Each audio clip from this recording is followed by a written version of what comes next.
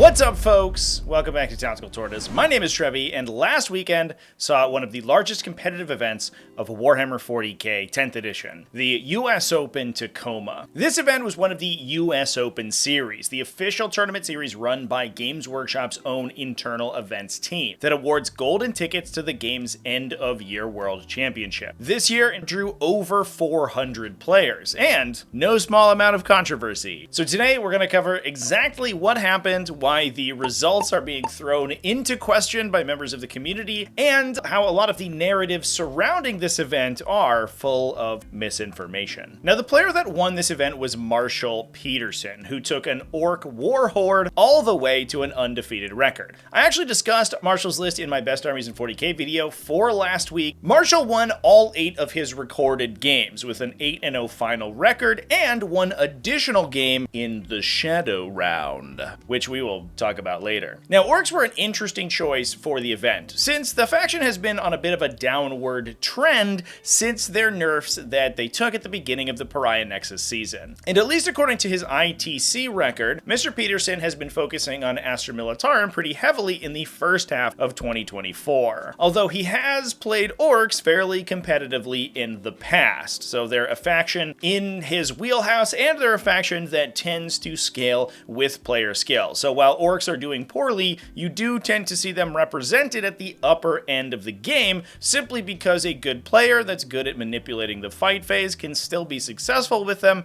even in formats where the faction might be underperforming. On top of that, the War Horde detachment was relatively unmolested by the changes that the faction saw. Some very specific units and interactions were nerfed, largely in other detachments, and to units that aren't taken super highly in War Horde, which has caused the War Horde detachment to emerge as probably the strongest within the Ork faction. Now, Peterson was already a marginally controversial player within the community, and this result hasn't helped too much. In the past edition, he was found misrepresenting his rules to his opponents on live streams, and described using rules interactions on podcasts that were, in reality, totally illegal. This has made him no small number of detractors within the scene, although it of course begs the question why you would willingly go onto a podcast to describe using the rules incorrectly if you had done so intentionally. That feels just like telling on yourself unless you legitimately didn't know how the rule actually worked. Now, following the USO Tacoma and this 8-0 undefeated streak, the win was immediately called into question, with community members alleging that he had received 2 yellow cards during the tournament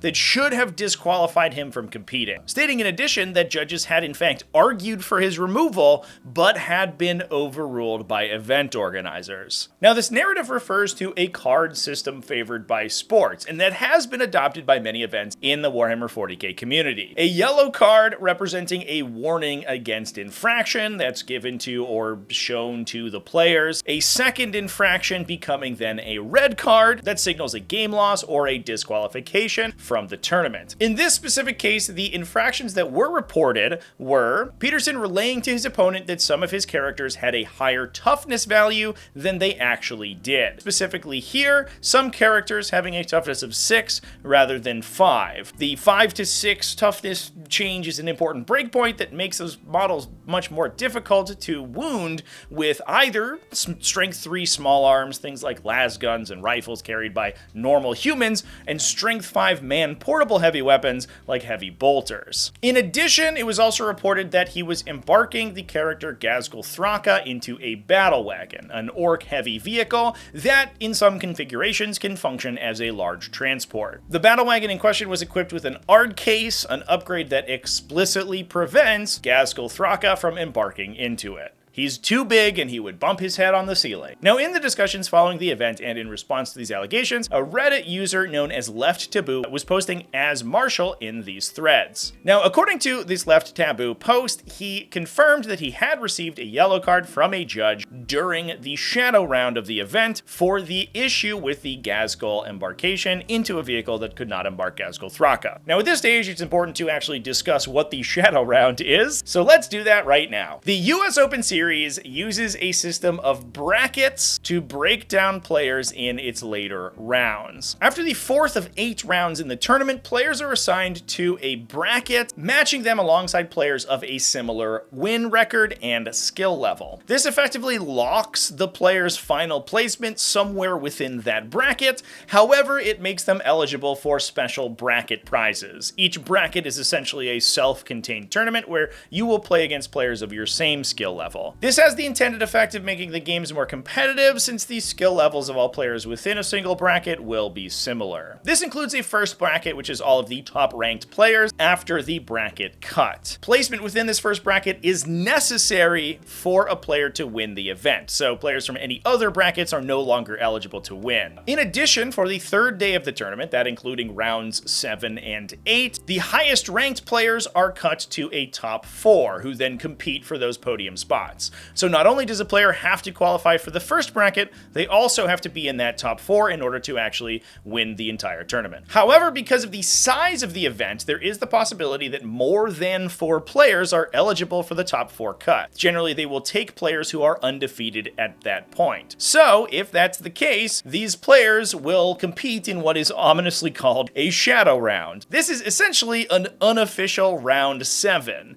making the event a total of 9 games for players who are forced to play in the shadow round at the end of the game's 2nd day to qualify for the top 4, in which they'll compete in the 3rd day. The winners of shadow round games are placed into the top 4 cut, but it does not appear on their record. And if we review event results, we can actually see that at least one undefeated player was not in fact eligible to win the event. That's because they weren't actually undefeated, but they did lose in the shadow round, which does not appear on their normal record. Because of the importance of these games and the small number of players, they get highly scrutinized by the event's judges, which is why issues were caught during this round specifically. So to get to the bottom of the situation, I tracked down a source from the event to corroborate the story that the internet was running with. They have asked specifically to remain nameless, so we're going to respect that, but suffice to say that the information comes pretty much directly from the mouth of a proverbial horse. I should also mention that I reached out to members of the event's judge team. They didn't want to provide comment themselves, but instead deferred to the testimonial of the source that I'll be using. My source reported that Mr. Peterson received 2 penalties for misplayed rules. Both the toughness misreport and the illegal embarkation were performed by him during that shadow round. These problems were corrected in-game by both assessing a victory point penalty to Peterson's final score, which he won with anyway, and by placing the illegally embarked Gazgul model back in his deployment zone at a disadvantageous position to him, where it could have normally deployed legally, but then had to play from there. They also, however, brought up something very interesting, which was that at no point was Peterson assigned even a single yellow card. That's because the US Open system doesn't use a card system at all. And lo and behold, a perusal of the US Open event packet reveals that judges are empowered to assess VP penalties or game losses as they see fit, but at no point are a card system or a number of infractions required to result in an ejection or a game loss mentioned anywhere in the event rules. My source also mentioned that at no point did the head judge seek Peterson's removal from the game or the event, as was reported by some community members. So according to them, the narrative that these infractions should have automatically resulted in disqualification or a game loss,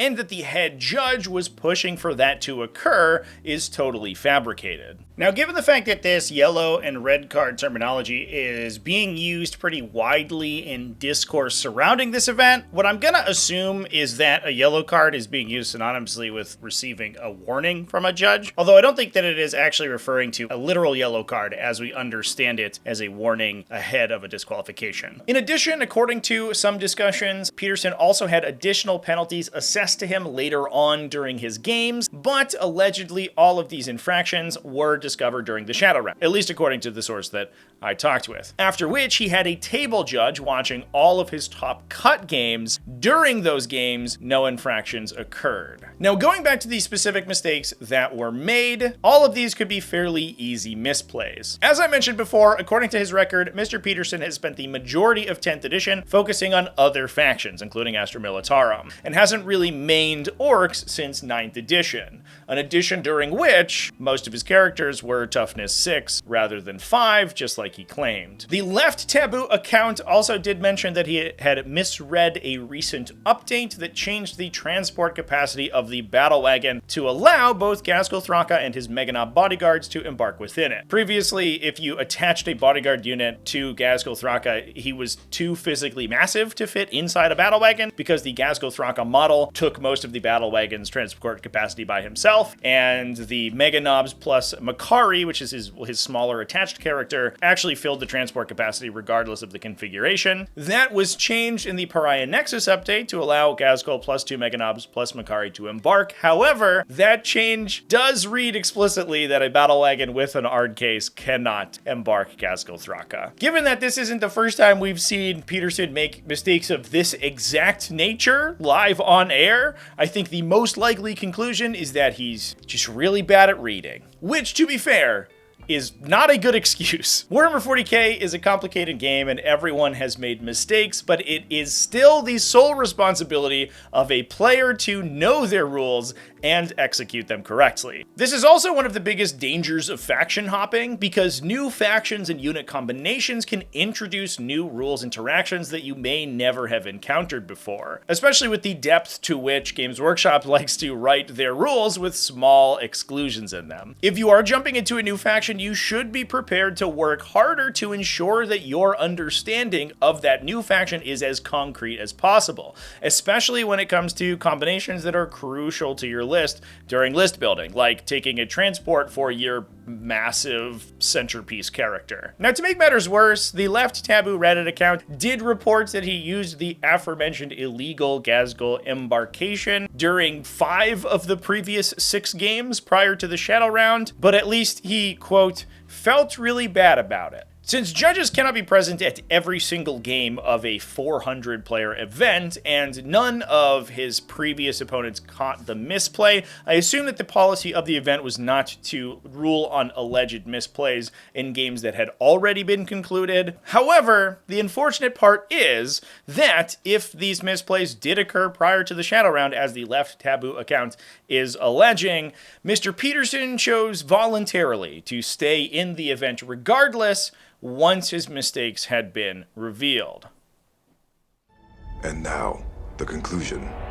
Now, I was going to wrap up the video here and say some other stuff about how Marshall should have conceded his games once his mistakes were discovered in the Shadow Round. Obviously, he had sort of built his entire list around a mechanism that did not work correctly, and with that being the case, I think it was probably inappropriate for him to be placed into the top 4 cut. We did have a twist in the story, and that was that the Left Taboo Reddit account posted an apology and the announcement that he was going to be dropping his results from the US Open Tacoma. Posting on the Warhammer community Reddit, the Left Taboo account states that he is the one who took the first place at the recent Tacoma Open for a multitude of reasons. Boiling down to it simply being the correct and decent thing to do, he's going to be dropping from the event, forfeiting all points received from it, and passing all rewards, including the golden ticket to the Atlanta World Championships of Warhammer, as well as the event trophy to Scott Ketchum, the Sisters player who placed second. He was recommended by several parties involved to make this a public post rather than a behind-the-scenes action, which, speaking personally, I think is totally correct. If you are committed to improving your behavior, especially in the eyes of the community, you have to do it in a way that they can see you. He goes on to describe the issues, as we have talked about previously in this video. For the first 6 rounds, he played his list incorrectly, placing Gaskell Thraka inside a battle wagon that had the Ard case and Zap gun upgrades. This is not allowed as written under the transport rules for the battle wagon.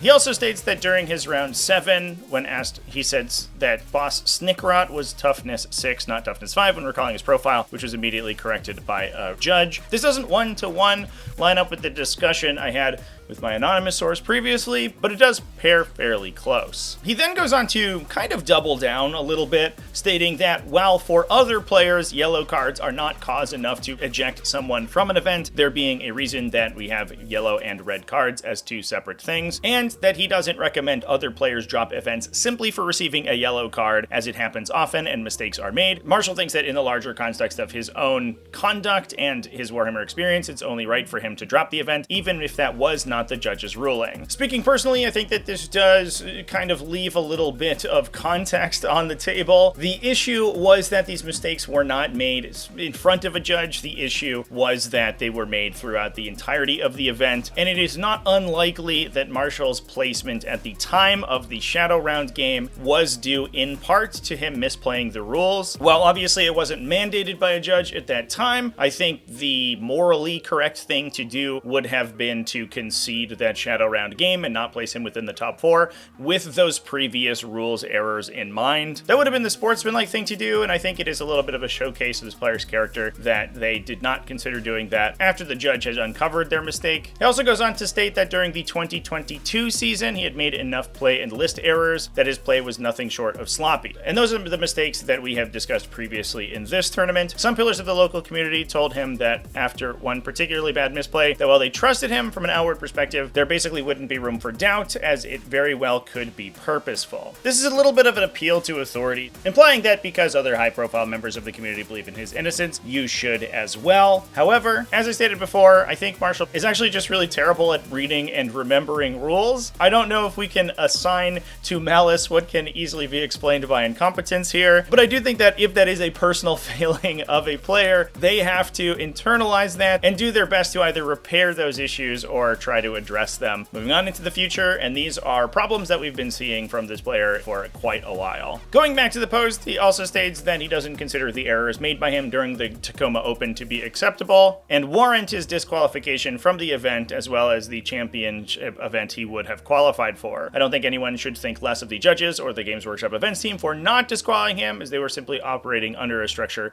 that they had in place. Again, they did not have this 2 strikes you're out system. That was entirely up to the judge's discretion, and the judges at the time did not believe it was worthy of a disqualification. Although, as I said, I think a player who is trying to be moral and upstanding should have disqualified themselves. His own accountability requires that he forfeits given the bigger picture, and that he should not receive any benefit from his mistakes. He also hopes his opponents at the event can forgive him for poor play and hopefully have a better game in the future. Also, that he hopes his poor play doesn't reflect on the competitive community as a whole, which has become a great place for new players to explore the hobby. So ultimately, while it is unfortunate that the situation was not nipped in the bud as it came up, and the judges at the time were likely not operating under complete information, the real cost here are the other players at the tournament. As we said before, we had players who went undefeated in their non-Shadow Round games who did not make the top 4 cut. It would have been nice to see them compete instead of someone who was misplaying to this egregious level. And that's the real cost of cheating and misplays at these events. While, as I stated before, the incidence of these situations is extremely rare, still does occur. And the downside is that the many players that you are playing against are the real victims. While we in the community separately can be upset at this occurring, you've already ruined the experience of these events for, in some cases, 5, 6, in this case up to 9 other players, and that is absolutely tragic. So while unfortunately those experiences are not going to be reclaimed, we do have a corrected result for the tournament, which is, I guess, some modicum of a happy ending. But with that, I'm going to go ahead and wrap up the video. Let me know down in the comment section what you think about this situation. Do you think the judges were too lenient on these rules mistakes? As always, thanks for watching all the way to the end of the video, and huge thanks to everyone who supports Tactical Tortoise, either over on Patreon at patreon.com/TacticalTortoise. YouTube channel members, you can join in the link down below the video. Twitch subscribers as well, you can follow me on Twitch at twitch.tv/TacticalTortoiseTV. Thank you all so much. Remember to keep it classy, folks, and have happy wargaming.